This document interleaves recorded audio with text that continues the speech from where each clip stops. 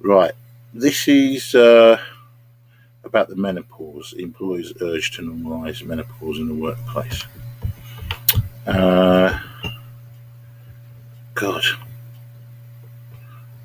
Employees need to do more to normalise conversation about the menopause in the workplace, says experts. The comments came after a BBC survey found 70% of respondents did not tell their bosses they were experiencing symptoms. Some firms had brought in menopause-specific policies, but experts said for many it was still a taboo subject. Jesus Christ. Can I ask a question? What is the point of employing women? No, seriously, seriously. We've got the period pain issue. Then when they don't have the period in them, they have the menopause. I'm sorry, if women are going to go to work, this is the problem they have to deal with. You know, these women are the best of the best. They say that women are the better worker than men, and they go to work and they do everything superbly. Men are the problems in the workplace.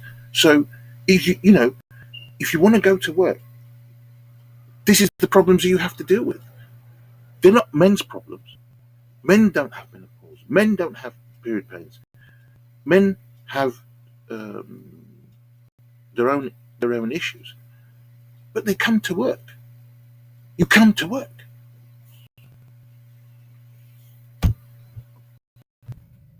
You know, why should companies have to bring out a menopause policy, which only affects one half of of their employees? Whereas when you're talking about stress, okay, that affects everybody. It affects everybody. Okay, because obviously you don't want a situation where you're being overstressed in the workplace. The menopause is your problem. It's your issue, and you need to deal with it. And you need to go to your doctor. Okay, and if you're not getting the help from your doctor, go and find another one. Okay, you know it's as simple as that. When I had problems with my doctor, when I felt he wasn't helping me, I left. I went to another doctor. I found another doctor. I went to another GP. Okay, it's as simple as that. You have to do these things. Okay, to you know, to be honest with you, people are having problems generally anyway to a degree with doctors about loads of issues. You can go to the doctor about this issue. Sometimes they don't understand, or they don't want to understand, or they just say, "Oh, you've seen your mind," and all this kind of. It's not just the way that these people make out. It's like that's the only thing doctors are not supposedly helpful about. Everybody has got problems, and you have to deal with them. And if you can't deal with them, and if you're in a job where it's stressful and it causes, you have to re-evaluate yourself whether you are suitable for that job, and then you have to start thinking maybe I have to come out of this job and move into somewhere else. You know, this is the reasons why in the past they separated boys and girls in school because girls had particular issues that they needed to deal with. Boys had particular issues they needed to deal with. Even today, whether you like it or not, girls have issues with period pains. They don't want boys there to be seeing what the issue they've got, or a man there. They want a woman or their mother or their sister helping them to deal with this. They want another female to help them with this.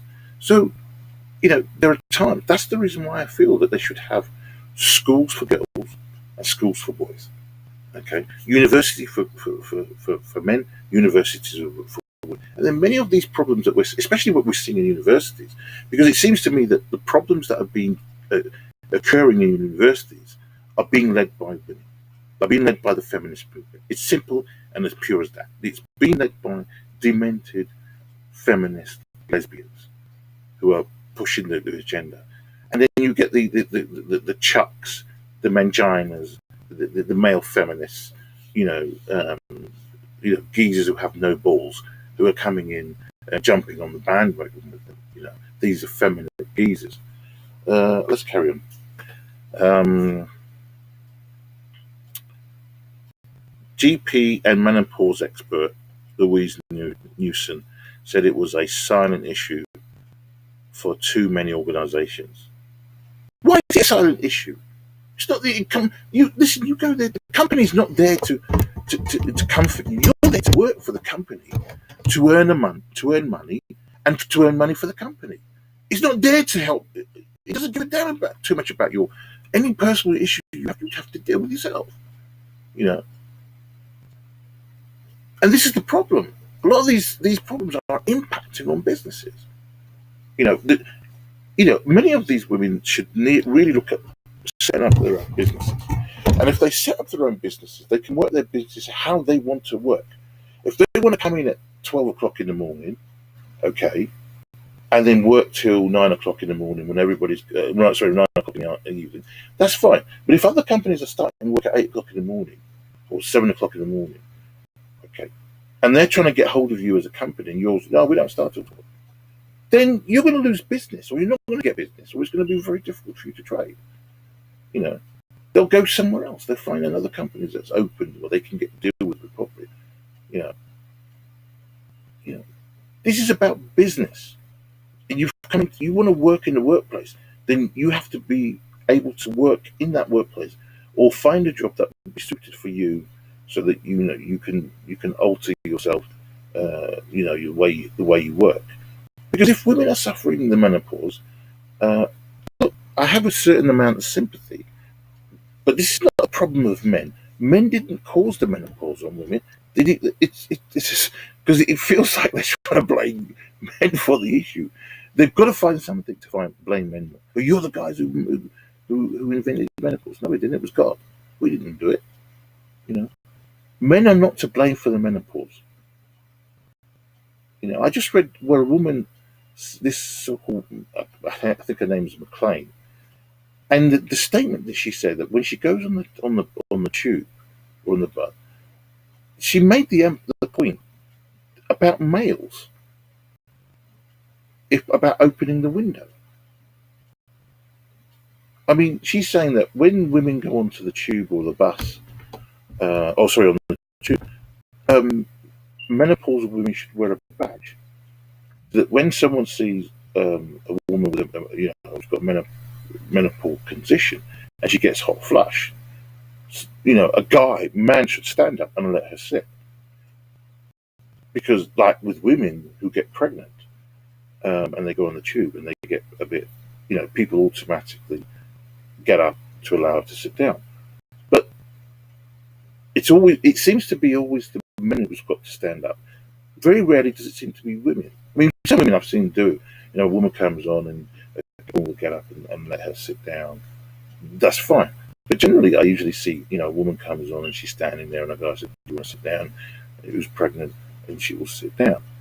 But I thought, women are supposed to be strong and capable. And if a woman is pregnant now in this day and age, I ain't giving up that seat to her. I paid for that seat. You're not my wife. Why should I give up my seat to you? I don't give a damn. You stand up. You're carrying something. We know that, but that's your business. Especially if it's a lesbian who was artificially inseminated. You think I'm going to give my chair to her? No, get stuffed, bitch. The menopause is when a woman stops having periods and is no longer able to get pregnant naturally, as estrogen levels decline. It usually affects women between the ages of 45 and 55, and includes symptoms such as poor sleep, hot flushes, anxiety, and poor memory. Experts said employees did not necessarily have to make costly adjustments. Costly. But they're expecting them to make adjustments, which will cost money. Doesn't matter how much it is, it still costs money to the company. But changes such as flexible working hours, why? Why? uh, or having a desk fan could be helpful.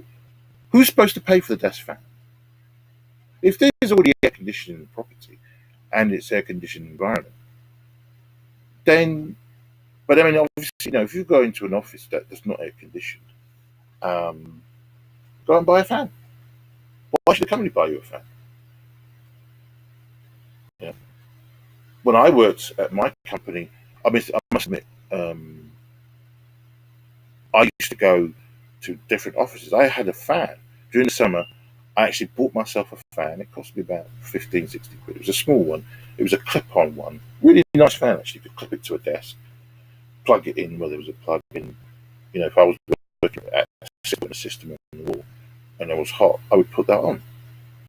And then, lovely and cool as you're working. And I remember doing that. And the woman, because I was next by the wall where the system was, and all the cables.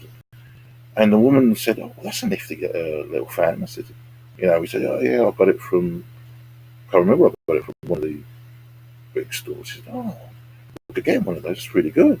So, you know, you can't expect the company to be buying you these things. Some people would say, "Well, we need it for the work, because we're working in an office." We chose to work in the office. Obviously, it is, in the company's interest to make everybody as comfortable. But if they're going to issue fans to women, they're going to need to issue fans to everybody, not just women but men as well. If they don't issue them at the moment, look, go out, spend a bit of money, get a fan for yourself, put it on your desk. It's yours. Okay. Obviously, you need to get permission from the company to use that in their premises. All you have to do is explain to them that you get hot flushes. Believe it's you've got the menopause. I need a fan. That's all you have to do. You don't have to make any big issues about it.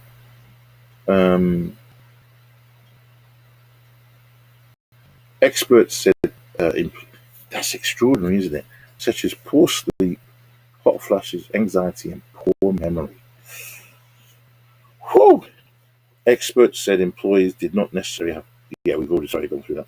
Professor Amanda Griffiths, a psychologist specializing in midlife and older people's health and well-being at work, said employees can help by communicating to their workforce that health-related problems such as the menopause are normal.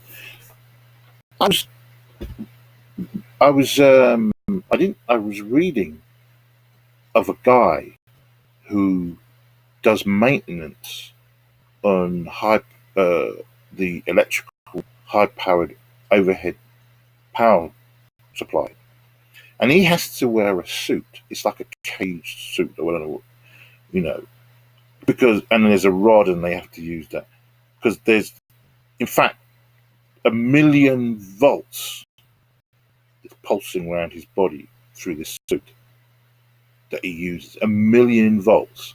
I mean, he's feeling that there's a presence there. That suit protects him from getting shot. But can you imagine that's your job of the day? If you don't suit up properly, one little thing, and boom, you're dead. There was a gentleman who made a mistake, cost him his life. These massive, these oxygen bottles. He used the wrong tube for that head. Pushed it in, bang, massive explosion. And they changed the design. But it was because he picked the wrong one up. I don't know if he was new, he might have been, but can you imagine these guys that fill these bottles? And they do, BOC, they fill these bottles up. And if they don't use the right, they don't concentrate and just pick up the wrong one and put it on there, it was what caused the accident. So they obviously changed how it's like when you go to a petrol station, it's supposed to, if you try and use a diesel, put diesel into your car, it's supposed to not, the nozzle's not supposed to fit in the petrol, but somehow some people are able to do it, or vice versa. But what would happen in a situation like that with women? with with the guy wearing an electric suit. I mean, and she's got menopause, and she's got hot flushes and all that kind of nonsense. And she's getting that on a regular basis. You know, there are jobs that women can do, I think, like that. If she wants to do a job, fine. But if you do that job, you've got to do it with full commitment and just get on with it. The menopause is not a man's problem. He didn't invent it. It's not the cause of it. So it's something you have to deal with it. You have to get your head around it. I have heard of cases where women have not admitted the case of their problems until matters have reached disciplinary stages at work. That's their problem. That's their problem. You have to go to your manager and speak. You see, why have you allowed it to reach disciplinary stage? To get to that stage, it just doesn't make sense. You need to get it dealt with quicker. And if you can't, that's your problem. It really is your problem. I don't have any sympathy for it. She said organisations could access online guidance and advice on the issue. Why should they? From the Faculty of Occupational Medicine and also from trade unions.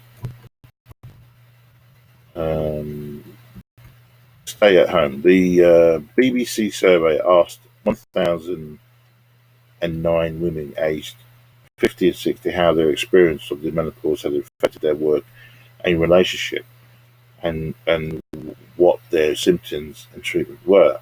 The poll comes for BBC Radio Sheffield and BBC Radio 4's Women's Hour found 70% of women did not make their employee aware they were experiencing symptoms, while nearly a third said they had visited the GP. Look, nearly a third had not visited the GP. Nearly half of the respondents said the menopause had affected their mental health, with a quarter said it made them want to stay at home. Why is that my problem? Why is that a male problem? That's a personal problem that you've got, that you have to deal with. If you're going to go into the workplace, you demand to go into the workplace, then these are things that you will have to deal with. If you're not going to your doctor, that's your problem. It's your problem. It's nothing to do with us. It's nothing to do with males. You've got the sisterhood there to talk to about this issue and deal with this. It's as simple as that. I mean, look, I think where I'm coming from, if an organisation has half the female staff, they need to be split from male staff. That way, if you want to deal with menopause, you can deal with it with your half of the female staff in another part of the building where only women work. That'd be great. And then the males can get on with their business of being on their section in another part of the building or whatever. In that way, you can then talk about menopause amongst women. You can have a meeting. Why does this have to involve men? What are men supposed to do about it, other than supposedly understand the situation for this woman? This is everything we have to look after. No, if you want to be treated equally, you come to work to do your job. I'm not interested about whether you suffer from menopause or not. It sounds harsh, but if you come to work, you come to do work. And if you're sick, you phone up sick. But you either, if you feel you need to take sick off, fine. Ideally, I think you should use some of your holiday. But, if you feel you're that sick and you can't come to work, then you stay at home. Simple as that. But at some point, you have to get it treated. There are things that you can do to get it treated. It's as simple as pure as that. You have to face up to it. This woman was talking about, she said some kind of rebuttal. So here we go. So things are improved, but there needs to be much more openness and understanding, not just for employees but doctors as well. You deal with the doctors, it's not nothing to do with the ordinary man in the street. Effect of the menopause on women between 60 50 and 60 of age. 40% said it's significantly affected their mood and mental health. Can understand. Oh yeah, this is the one I was talking about. This Andrew McLean. Give menopausal women M badges. Oh, Jesus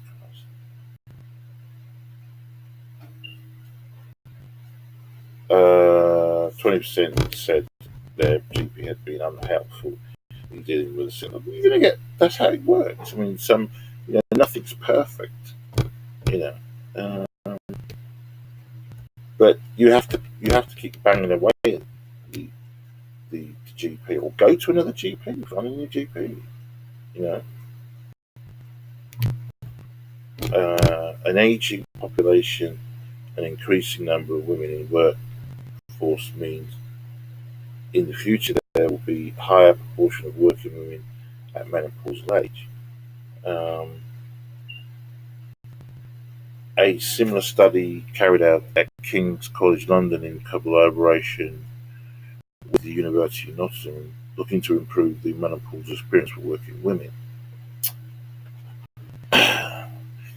You know, the thing that annoys me about all these things that they seem to do is that the fact is this: breast cancer has been trumpeted from here to Timbuktu in the UK. Women are dying from breast cancer. We must do something before all women die. You know, female cancer must be dealt with before they all die. Yet, figures have come out that men who are affected by prostate cancer are, in fact, double the women who suffer from breast cancer. So, men with prostate cancer, there are more men who suffer from prostate cancer than women who suffer from breast cancer. Okay, that overtook to be the third biggest killer in the UK, and yet breast cancer funding gets double that of prostate cancer issues. Double. You know, this is all part of the issue between, the hatred of the male. I don't understand it. You know, when they were doing Father's Day, for instance, Mother's Day, everyone talks that nonsense. Everybody gets the cards and all that kind of nonsense. But when they talk about Father's Day, you get a video of a guy saying, "I was brought up by my mother, and she was my father and my mother, and I didn't have a father." So what? So what? So I've just been handed up a very nice pie for my din dins. So sorry, I'm getting interfered. People are coming in. I'm just going to pause it for a minute. So sorry, I had to pause that.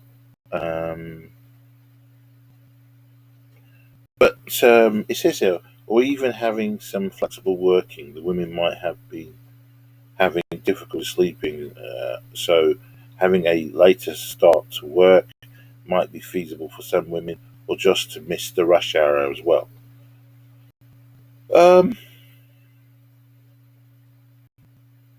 It has to fit around the company, not around the women. That's the point. If you come to work and you want to work and you want to earn money, then if you want to do flexible hour, by all means, if it's feasible for the company and it benefits not only the woman but the company, and they're happy to do that, fine. If they're not, then you have to accept whatever different working conditions that you're in. You're not working in oppressive conditions. You're not working down the mine. You're not working in the outhouses, or what they used to call the workhouse. you're working in some places that are air conditioned, very nice offices, modern day offices with toilet facilities. So some people, some women need to sort of buck up and stop, you know, making too much of a noise. Your menopause is something you have to deal with. You've got a doctor. If you don't have a doctor that can help you, you need to find another one. It's as simple as that. I mean, what do you expect? Do you expect the company to sort that problem out for you? No, it's not their business to do that. They're there to make money, to be able to pay its staff, and grow as a business. That's what it's there for. It's not there to babysit you women because you've got an issue that's your personal issue. I'm not interested in that. And I would say that about my mother as well, if you want to know. But she doesn't work. But my mother went through the same thing, and she went to work. She handled it. She dealt with it. It's as simple as that. You come home from work if you're not feeling good, you handle it. And if you can't go to work the next day, you just phone up. I'm feeling sick. I've got a problem, and whatever. A lot of the time you can call up sick, and if you're feeling frustrated. But if you've got a problem that's consistently happening, you really do have to go to your doctor. And if that person, he or she, is not helping you, you find another doctor. Period. 30 years behind. Why are we 30 years behind? What are you talking about? This is just complete nonsense. The thing that I find extraordinary, I have to be honest with you, I'm going to make this statement to you. I believe that women of the past, in the 30s, in the 40s, in the 50s,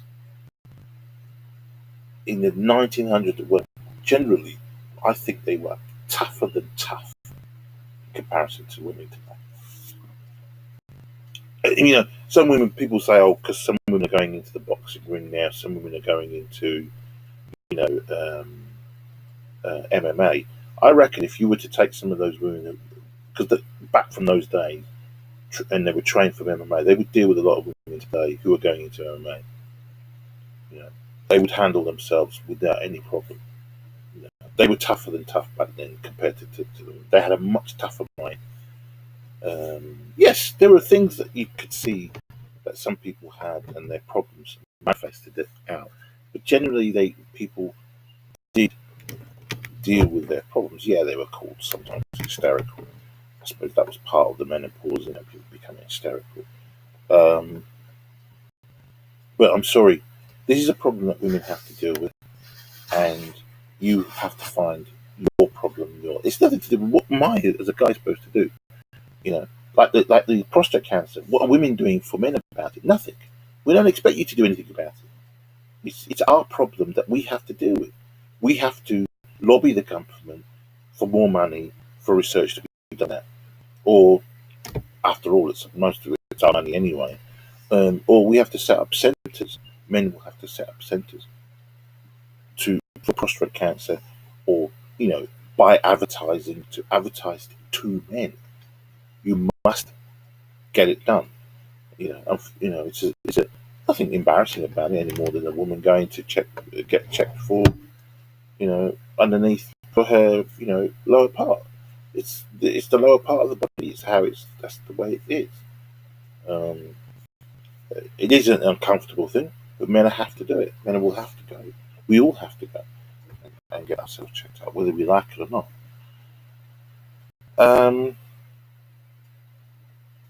So we've got this employment lawyer, Jenny Arrowsmith from Irwin Mitchell, said greater openness in the workplace could help women feel supported. Again, women always have to. We must be supported. Women must always be supported by hook or by bloody crook. Why? Why can't they just get on with what they're employed to do? Do your job, go home. That's it. If you've got issues, you deal with your issues at home. If you need to go and see a doctor, you go and see a doctor. If you need to take time off, you take time off.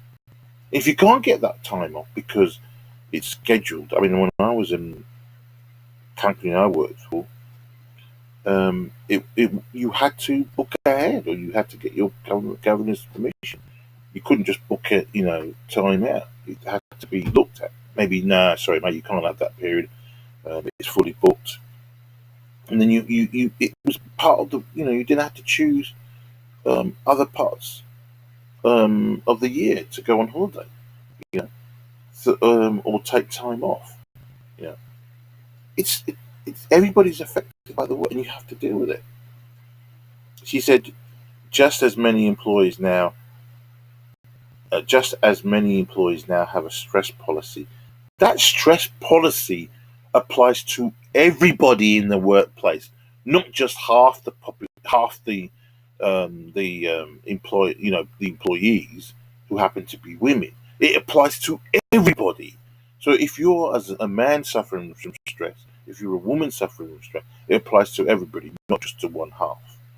Some employers have brought in a menopause specific policy, exactly, which provides guidance for managers and reassurance for employees on how menopause relationships will be managed and what support is available. So they're being forced.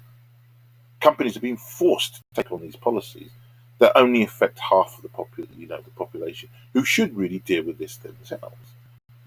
You know, it's not a problem that should be managed by the company only. If it affected men affected both sexes, and it was an overall policy, great. But this is not. Why should one gender have a policy over another, and that they will get advantages that the other half won't get? I thought we were supposed to be all equal, and you equally get a proportion of earn your wages and accordingly. You know, no, I'm not in support of it. I don't care. Professor Joe, another woman who authored a government report on the issue, said, "I feel like we are 30 years behind where we should be. Really, the menopause needs to be normalised in the same way that it's standard to talk about pregnancy." That's just nonsense. I mean, that's just nonsense. I mean, pregnancy is a visible thing. You can see about pregnancy. God, menopause is a personal thing that you can't really see. It's subject to each individual woman. Um, but what I'm saying to you, why is it that a man who goes to work has nothing really connected with the other woman who's sitting across his desk? Why should he have anything to do with it? He's an employee. Why should he have anything to do with her business? She has to deal with her personal business. He has to deal with his personal business. And it shouldn't get in the way of a company, and the company shouldn't have to spend its money, because the company has to now spend money on a policy that costs that company money. Every woman will experience it differently, so there's no one size fits all solution. That's the problem. But it's the same problem with stress. Everybody feels stress in a different way, but it encompasses everybody, man and woman, not just one specific. Not all women want to talk about it at work, and that is fine. Brilliant. Deal with it at home or away from work. The main thing they need is understanding and flexibility, and an awareness that the support is there if needed. No, it's not the responsibility of the company to give you that support. You deal with it yourself. You come there to work. Because at the end of the day, what it really says is, why do you need to bother employing women when you've got this again, more nonsense? You've got a situation of the time of the month. Women take time off for that. Now you've got menopause. It's just nonsense. It's just getting ridiculous. Sorry about that. Mum came in to cause me grief.